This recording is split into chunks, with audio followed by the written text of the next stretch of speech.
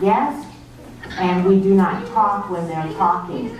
So we want to show them how respectful we are and thankful by listening and giving them respect. You will enjoy it. You know, special places where we work with chemicals that we don't want to breathe in because they're very harmful. These are okay though, okay? We wouldn't do that to you guys. So, you know how you guys have to be responsible, respectful, and safe? Yeah, well, guess what? We do too. We have to respect what we do and what we live. Have to be quiet.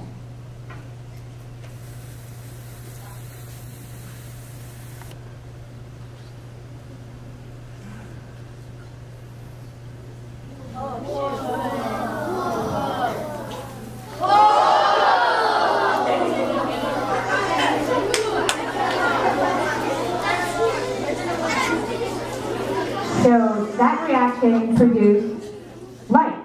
So it's burning the sugar. So that black powder actually provides oxygen, so it can burn. Right? You guys all know that fire. So now it smells like burnt sugar. Does it smell good? Because he has. So there's a white. Can you guys see the white powder in there? It's this one. It's called potassium perchlorate. It's kind of like the black one. It provides oxygen too, but he has to heat this to break this compound up into its parts so that, you know, oxygen is available for this reaction. So you guys probably know what's going to happen because I told you that it needs oxygen, right? No, I have to do the other part, don't I? Okay, I'm going to let Daryl, the graduate student, do the dangerous part.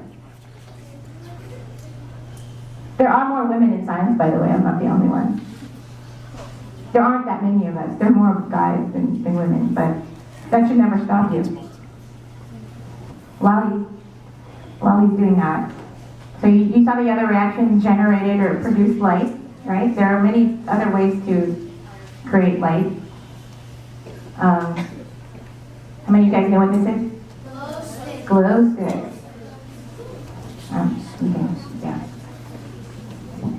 So inside one of these glow sticks, there's two different chemicals, and you can see the yellow one in here, but what you probably can't see is there's another capsule inside, which when I break it, the two chemicals mix together and generate light, like this. And while he's getting some more, this kind of light is called chemiluminescence. Can you guys say that?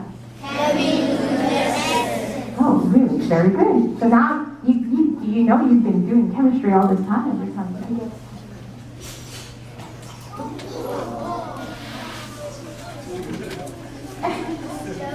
Wow, the kinder and first grade, second graders saw something way cooler than that.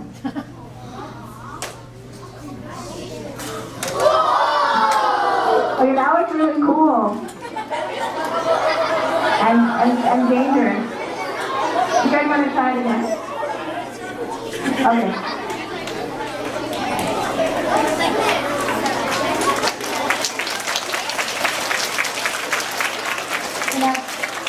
The lights are off, but you still have to sit still and be really quiet, okay?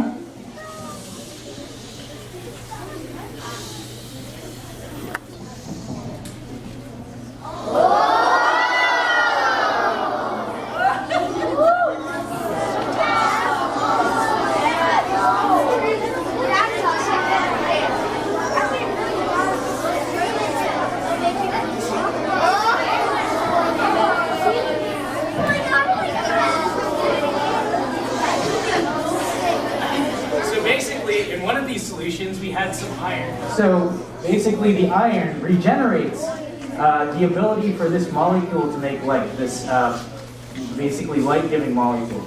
So yeah, we just wanted to show you that. So, you know, if you understand light, you can do very clever things with it. Into liquid nitrogen, which is really cold. What do you think will happen? It's gonna freeze. It's gonna freeze and become solid, right?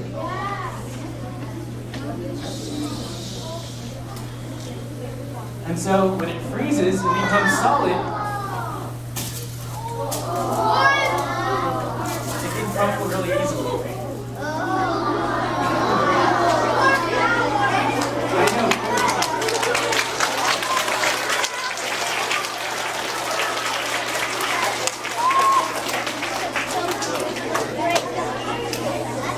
Molecules that are inside this turn rigid and solid, and so when he freezes them and tries to break it, what do you think will happen?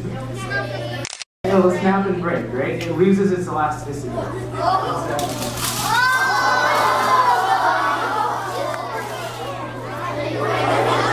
turns crunchy right now.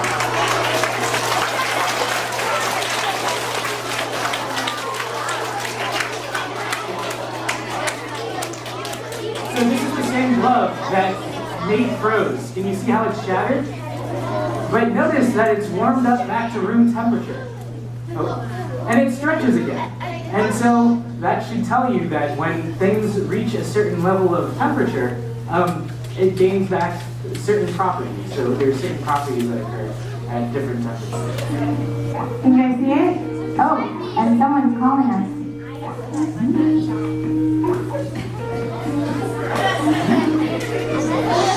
So, hey guys, can you just be quiet for a sec, okay?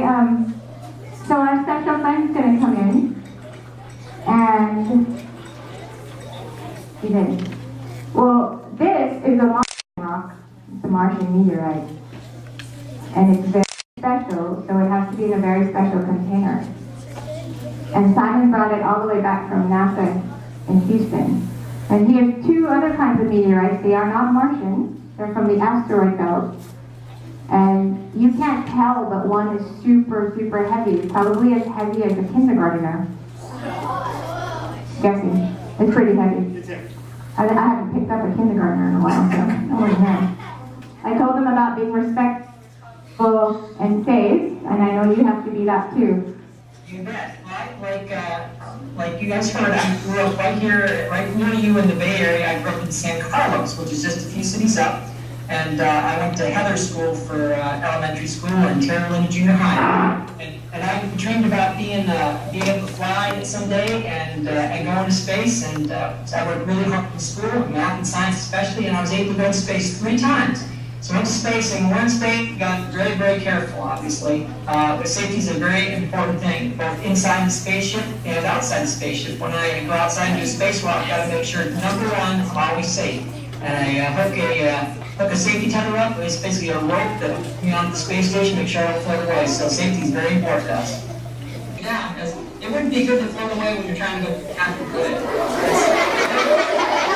Instead of using gravity to float away, because your body uses air flow, kind of like a vacuum cleaner. So it's a little bit like sitting on a vacuum cleaner. When was the first time you went to space?